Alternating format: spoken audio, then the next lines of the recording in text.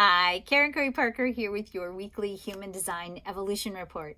So, we've got a lot of stuff going on in the celestial weather, and I want to start this week by breaking down, if you will, what I'll call the retrograde-apalooza that we're in. We've got 4 planets in retrograde. We've got Jupiter, Saturn, Neptune, and Pluto in a retrograde station, giving us a pretty intense introspective, contemplative cycle that actually goes nicely hand in hand with where we are in the Sun and the Earth position this week. So, just a quick reminder, because I've been talking about this a lot over the last couple of weeks, and I just want to bring us back to the idea, the awareness that we're in this major planetary cycle right now that's really asking us to rewrite, re-examine, explore, redefine our personal narrative. And this narrative process that we're in is really a process that's going to anchor in for us the structure, if you will, the scaffolding for the dreams that we're going to be building over the next 10 years. So it's a really important cycle. We've gone through this huge cycle of disruption, upheaval. We are not who we used to be, and now we're really moving into an exploration of, well, if we're not who we used to be, who are we going to become? And what do we need? What story do we need to guide us into the fulfillment of this potential that we are dreaming about and seeking to fulfill over the next few years? So it's a really, really, really important cycle to get clear about who are you and what do you want? And what narratives, what stories are you holding that need to either be released or expanded upon so that you can more easily draw into your experience what's going to match the fulfillment of the story you're moving into becoming or into living into. Okay, so that's the big overarching theme. Now, we have, as I said, Jupiter in the gate 55, the gate of faith in a retrograde station, meaning we're looking inward and we're asking ourselves, are we really allowing ourselves to receive and create what we really want? Do we have enough faith? Do we trust enough in Source to allow ourselves to really dream big enough and to hope, and most importantly, and beyond hope, have faith that we can really create what we want? So Jupiter is a planet of blessings. What we see in this retrograde station is that when we stay connected to our faith, then we align ourselves with the potential for us to receive the blessings that we are seeking to help us fulfill the big dream, the big vision we're hoping for. With Saturn, our great teacher in the gate 19, the gate of attunement, we are looking at an energy that really supports us in, first of all, accelerating or influencing timing. Now, I'm going to take a digression here for a second. When we look at the time and timing and the theme of time and timing in the chart, time is really interesting. Time is something we don't really have control over, but we can influence. And part of what we see is that the gates in the root center give us a code, if you will, for what we need to do to influence timing, to stay in the flow, if you will, of right timing, and to accelerate or at least be more receptive to the possibility of the flow and the unfolding of time and right timing. So the gate 19, which is a root center gate, contains the code that says we do better, we influence time and timing when we have support, when we have community, when we have hands on our back, if you will, when we've got people who can stand in the gap for us and really hold that space for us as we grow into the faith, the potential of whatever it is we're seeking to build. Now, what's interesting is that in a retrograde station,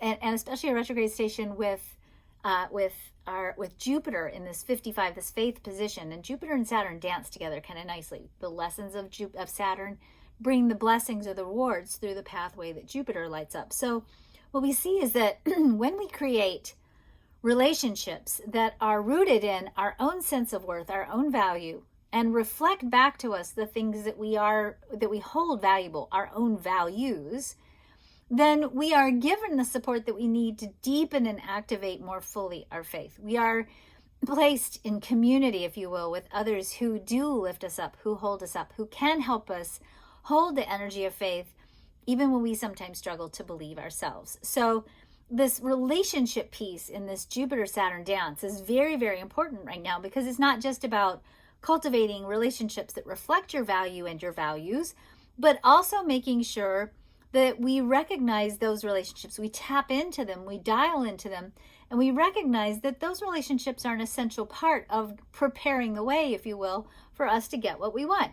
So we're also looking at the theme of collaboration and connection and intimacy and support and community as a key element of helping us create what we want in the world. We're not really supposed to do it alone. Unless you're a manifestor, then you have a little bit of that, but that still doesn't mean you don't need others. And we all need people with our hands on our back, and we all need people to stand in the gap, if you will, when our faith sometimes has a temporary gap in it. So the next planet that we want to look at that's a retrograde is Neptune. Now, Neptune is where we have our spiritual purpose. It's where we are connected to source. It's sometimes sort of veiled and murky. It's hard to see sometimes what Neptune is really highlighting for us. Our Neptune is in the gate 36, the gate of exploration.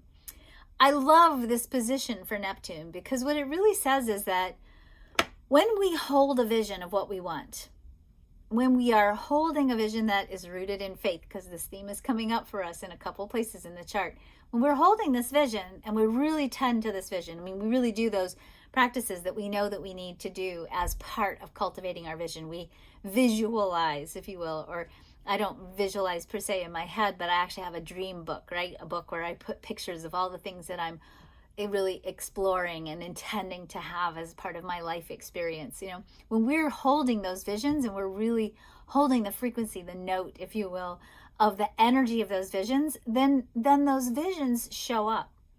And oftentimes when we're holding those visions, they show up in ways that defy our expectations. They're pattern bending, right? They're miraculous, which is really kind of the definition of a miracle, right? A miracle is just a pattern interrupt.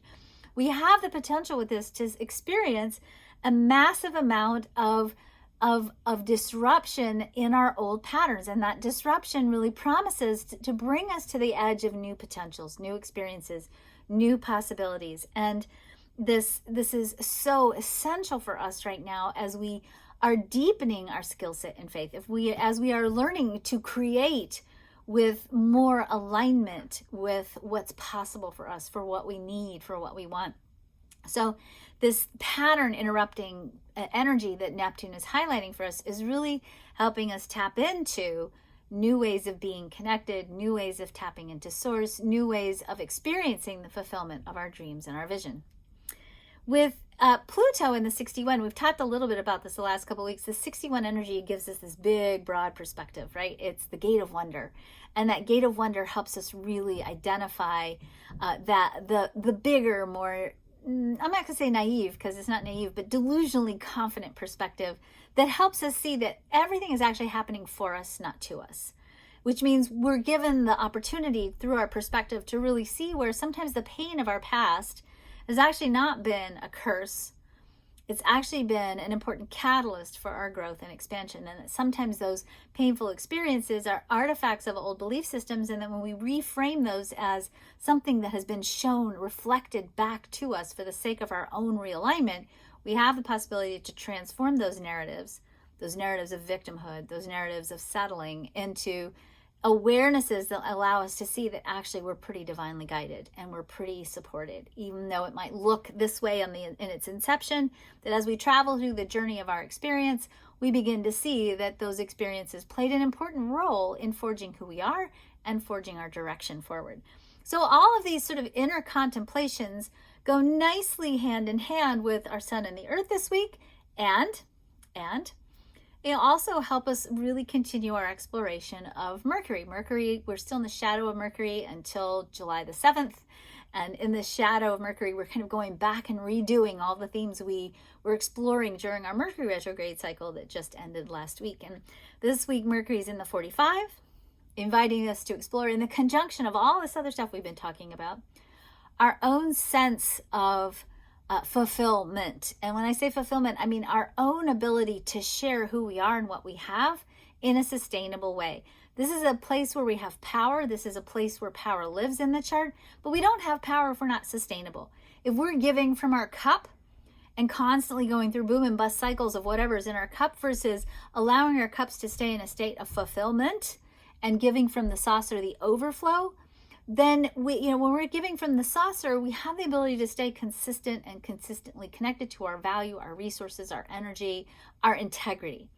If we are not giving from the saucer, if we're giving from the cup, then we run a risk of putting ourselves into a depletion or a disruption in our state of integrity, and we can't give what we're here to give. We can't fulfill our life purpose, and we can't step into the full expression of our power if we're depleted. So in the context of looking at having the faith, and the context of looking at creating the support, and in the context of looking at, can we break free from these patterns in the past and really step into the plane of miracles and see from the bigger perspective how it's all for us? That's sort of the backdrop. When we also see that in the context of all of that, we also have to see the value of who we are and really cultivate that value by setting good boundaries, by regulating ourselves, by taking time to nurture and nourish ourselves so we stay in this state of sustainable alignment with our integrity. When we can do that, then we have more to give, more to share. And the narrative we begin to tell from that place is a narrative that allows us to have influence and impact with who we are and what we give in return back to the world. Our sun this week starts in the gate 52, the gate of perspective, moving to the gate 39, the gate of recalibration on Thursday.